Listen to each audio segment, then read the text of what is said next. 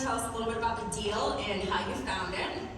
All right, hi everyone, my name is Guzman.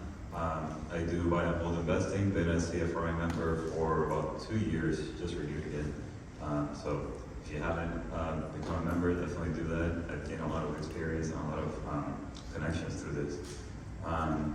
Actually, I met the realtor who helped me acquire this property through CFRI. So, yes, a little bit about me. So, like I said, I do buy and hold, mainly focus on the co-living or rent by the room strategy. If you've heard of pass split, that's basically what this is. This was my second property, and I think it went a little bit better than my first one, but they're both generating cash flow, so I think they're both considered a deal, but you be the judge. So. And you found the deal through relationships. Yep, okay, that's it's right. a key factor right there. All right. So this property, it started, actually it was a deal for me, but it was a deal for the previous owner. They bought it, not sure, I think around 240. They tried to sell for 325. We went and bought it for 233. So they had already flipped the house. I couldn't say that the work was the best quality, but still flipped house. So what did you originally have in here for the repairs at $40,000?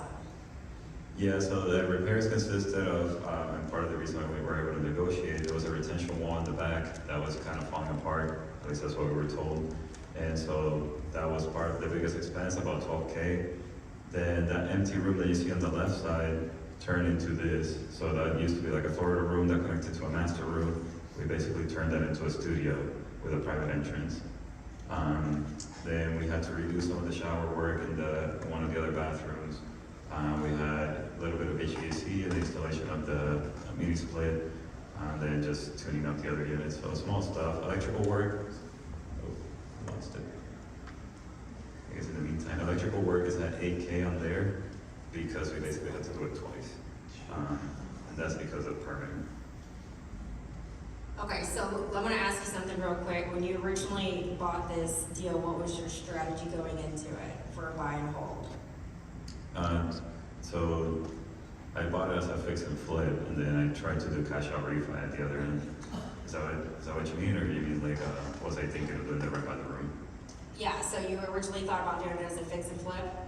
No, I went in with the right by the room model in mind, and that was just because this property was perfectly set for it. Just the layout, and we'll see that on one of the next slides. Yep. So, yeah, tell us exactly what you did here as far as the conversion goes and why you did it. So you can see the floor plan, the before and after. It's not too drastically different, but the property was 4 bedrooms, 3 bathrooms. And when we saw that it had 6 exterior entrances. That was perfect. So the laundry is an exterior entrance, and there's access to the studio on the other side. So that's why we were able to turn that into a studio. We already had plumbing there. And then we had 2 bathrooms that have private, or 2 bedrooms with private bathrooms. So those were perfect, and they both had private entrances. So mini studios there too. And then the big empty space in the front, that became a bedroom right there, yep. And then there's 1 bathroom just by there that's shared between the other 3 rooms. So there's 3 rooms with private bathrooms, and then there's 3 that share 1 bathroom. So it looks like, so you added the bedroom here. Yep. You made this into a bedroom and then added this bathroom. That's right. Yep, and then the other 2 were already there, so. And we didn't have to touch much of that. All right, so now we're gonna get to the best part. Yep. Well, let's just see, this is what I found absolutely fascinating, what I think is a great model. So explain the difference here of doing the standard rental versus the rent by room. So apart from the headaches, it's definitely great for the cash flow. As a single family home, this property might have rented for $2,500, probably right now a little bit less. However, I did have a couple other exit strategies. I did have the rent by the room model, and if worse comes to worse, if the city had some kind of issue, then we would have just, since we made the studio, we would have just rented the studio and then the main house, and that would have still been probably upwards of $3,000, $3,500. So it would have still cash flow, even though not as much. But when you do the rent by the room, you do have more expenses. It's not just the mortgage and then your repairs, and you have to pay for water, electric, internet, lawn care, pest control, and other things. And then But the turnover, if you do it the right way, it's not that bad, so you don't have to do that as much for a vacancy. Are you still doing year-term leases? I am, yeah, where I can. I still offer like month-to-month or shorter term options. Okay, but the turnover, so you're not seeing a big difference as far as the turnover goes? That's right, yeah. Yep. Like in a whole year, I had maybe one person leave, and now I'm having under renewal somebody else leave. So vacancy is about 5% on this property. That's pretty good. So let me ask you, was there any challenges that you faced that maybe caught you by surprise, or what is the biggest takeaway or learning lesson that you learned? I feel like there's always a learning lesson in any deal that we do, whether it's a good or a bad deal, doesn't matter, but there's always some type of learning lesson that we learn. What would you say would be your biggest takeaway? So a couple of things. One of them would be, I went in thinking I could do a full cash out refi, like a burst strategy. So that didn't kind of pan out. You know, I'm still making money, but I left some money on the table. The ARV was not where I thought it would be. I was thinking more like 325, 330, and it came back at 300. So that kind of left me with some money out. And another thing is, I guess really choose your inspector, because my inspector missed a few things that were later surprises. We had some also, you'll always plan for the unexpected too, because we had some water intrusion issues in like the studio area, and we had LVP. We got rid of the LVP and we put tile because it would just be less headaches with the water, but we still had to figure out the water, and it was a minor thing. We just needed to seal around the door frame, but it was a headache until we found it. And I think those are the main takeaways. Oh, and I guess it reminded me how expensive it is to set up a co-living house. Fair enough. Did you do mini splits in a majority of the different rooms? That's just a curiosity question that I have. No. There's not like one mini split in there. No, only the back unit has a mini split, and that's just because the way it was set up, it would be best, but there's already 2 AC units in the house. So there's one for like the front half, and then there's one for the other 2 rooms. So they have plenty of AC in that house. What is your biggest piece of advice that you could give somebody who is looking to do rent by the room? Contact me? No. Hang on, right there. Get it, I would highly Yep. suggest it, he knows what he's doing. Yeah, right now I manage 22 rooms of my own, and I help a few people fill their rooms recently too, so if you need some help with that, let me know. But the biggest piece of advice, man, I thought about this and I forgot. I know, I sprung this one on you, I totally did.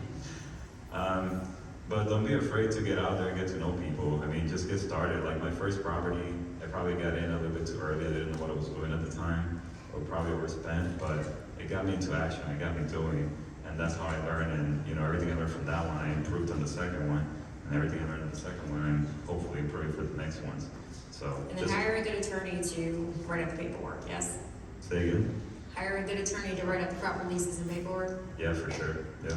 All right, we're gonna take a couple questions, if that's okay with you. We're gonna take a couple questions in the audience before we move on to the next. We got it. Thank you, Laura. Questions? Question. When you went to, are you managing these properties? Are you managing these properties yourself, or do you have that split marketing to fill the vacancies? So I have a hybrid, and that's, I guess, where my experience comes in. I started with Pass Split. I used them for Orlando, and then in Riviera, once I learned the model, I wanted to try to do it on my own.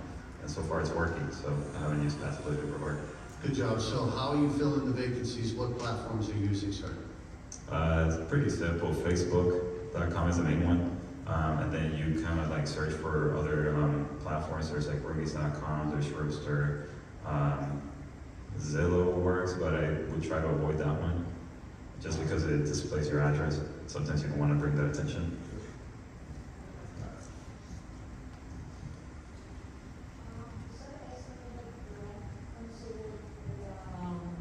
Vacancies, or is that like when it's fully rented? When all the rooms are fully rented? Can we go back? Yeah. Yeah. Let me make sure. So the rent, yeah, Oh, so this the rent, is- does that include, is that number right there fully occupied? Yeah, that's the full revenue, but I included some vacancy in the expense. So, How did you get the city approval, and did you think ahead of time that they would approve it?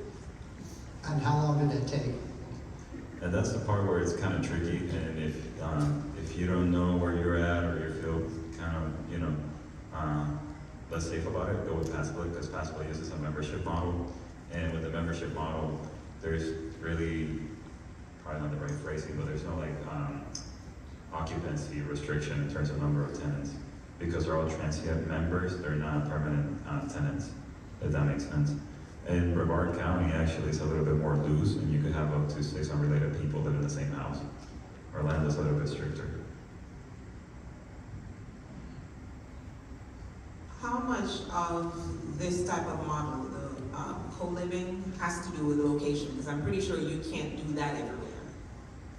And I mean, from what I'm seeing, it seems to be working just about anywhere, at least in Florida. I think anywhere you need affordable housing, even with new apartments and new stuff coming on, I still have a lot of demand. You just have to adjust with the right pricing. Rents are coming down a little bit, so. You can always just check with the municipality too if you really wanted to go down that route. Yeah. But the main thing would be to keep in mind is like be close to like city busy areas. Like Orlando definitely works. The majority of Orlando Metro really be close to public transit, etc. So. Last one. You're good. Yeah, you already answered the question, but so you handle the 6 leases yourself? I do, Manage yeah. the 6 leases? I do, yeah. So what do you do for parking and stuff? With the neighbors, they don't complain? Well, that's one thing with this house that it was actually the first one I had a complaint with. The neighbor saw too many cars, even though we have the space. And that's one thing to keep in mind when you look for these properties. Parking is a big deal. You gotta make sure you have enough parking space, either in the front or in the back, or street parking, make sure it's allowed. So HOA communities is a big, stay away from that. But we kind of, we worked it out with the city. The main issue, once the neighbor complained, is that they found the unpermitted work. And that's when I was saying the electrical work, I had to pay for it twice. Because it was unpermitted initially, and then I had to go and get it permitted.